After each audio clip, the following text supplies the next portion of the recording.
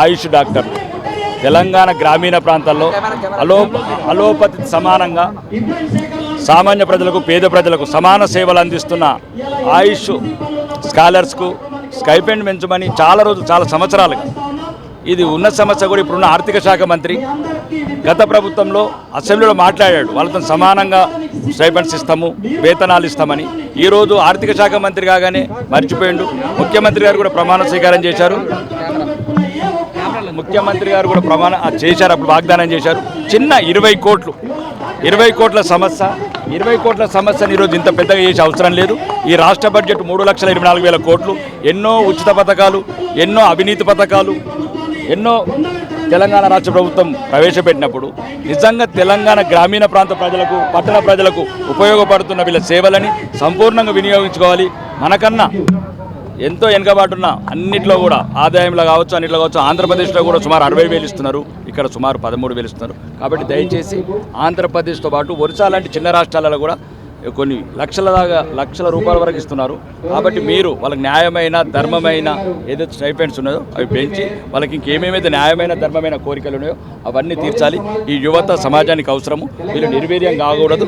మన బిడ్డల్లాగానే వాళ్ళ న్యాయమైన కోరికలు మనం ఆమోదించి వాళ్ళకి మంచి ధైర్యం ఇచ్చి తెలంగాణ రాష్ట్ర వ్యాప్తంగా వాళ్ళ సర్వీసులు ఉపయోగిస్తామని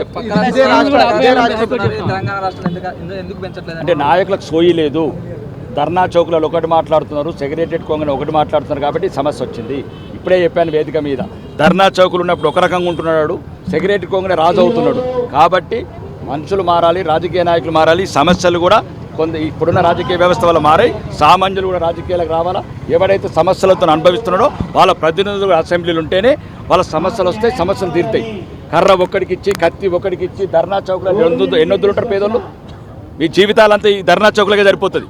మేము చూస్తున్నాం 40 ఏళ్ళ నుంచి ధర్నా చౌకులు సగం మంది జీవితాలు పైకి వెళ్ళిపోయినాయి. కాబట్టి ఈ అన్నగారిన ఇట్లాంటి ఒక ధర్మమైన కోరికలు ఉన్న అందరు వాళ్ళు రాజకీయ వేదికల ప్రవేశం రావాలా, తెలంగాణ అసెంబ్లీలో అడుగు పెట్టాలా. అప్పుడే సామాన్యుల గొంతు ఈ అసెంబ్లీలో ప్రతిధ్వనిస్తేనే రాజకీయ నాయకుల జ్ఞానోదయం అవుతుంది. లేకపోతే ఫ్యూచర్ సిటీలు అనుకుంటా లక్షల కోట్ల రూపాయలు అవినీతి చేసుకుంటా రోజుకు 100,000 కోట్ల భూములు అమ్ముకుంటా ఈ తెలంగాణ రాష్ట్రాన్ని భ్రష్టు పట్టిస్తున్నారు. ఈ రాజకీయ నాయకులను మార్చాలంటే యువతతోనే సాధ్యమవుతుంది. ఇదే ముఖ్యమంత్రి నీట్ విద్యార్థులకు సపోర్ట్గా మాట్లాడిండు. జెన్జీ అధికారంలోకి రావాలి, రాజకీయాల్లోకి రావాలని మాట్లాడుతుండ్రు. ఒక పక్క వీళ్ళని ఇబ్బంది పెట్టి ఎట్లా చూస్తారు? నో ఫస్ట్ జెన్జీ అదే చెప్తున్నాం కదా, జెన్జీదేం తప్పు కాదే. నిరసన తెలపడం తప్పు కాదు, నిరసన తెలపాలి. అట్లా యువతని ఇప్పుడు ఒకటి ఏంటంటే ఈ దేశం మీది, ఈ స్వేచ్ఛ ఊరికనే రాలేదు. కానీ యువతని సమస్యల పట్లని ప్రతిస్పందించండి, కానీ దేశాన్ని తిట్టకండి, ధర్మాన్ని తిట్టకండి. దానివల్ల ఉపయోగం ఉంది. మన సమస్యలను పరిష్కరించుకుందాం, మార్చుకుందాం, సరిదిద్దుకుందాం తప్ప ముఖ్యమంత్రి గారు ఏం చెప్తున్నారు, ఆయన ఏం చేస్తున్నారు తెలంగాణ రాష్ట్రానికి తెలుసు. ఎంతసేపు 20 కోట్లు, రేపు పోయే ఫ్లైట్ ఛార్జు లేదు, రోజుకు ఒక ఎకరం 200 కోట్లు ఎకరం అమ్ముతున్నారు. ఇంతమంది 2,000 మంది 3,000 మంది డాక్టర్లకు ఒక ఎకరం అమ్మి డబ్బులు ఇవ్వలేమా? ఎందుకు వాళ్ళు చేసేది? వాళ్ళు లిక్కర్ వ్యాపారాలు చేస్తారా, రియల్ ఎస్టేట్ వ్యాపారాలు చేస్తారా, లేకపోతే వాళ్ళు ఏ వ్యాపారాలు చేస్తారు?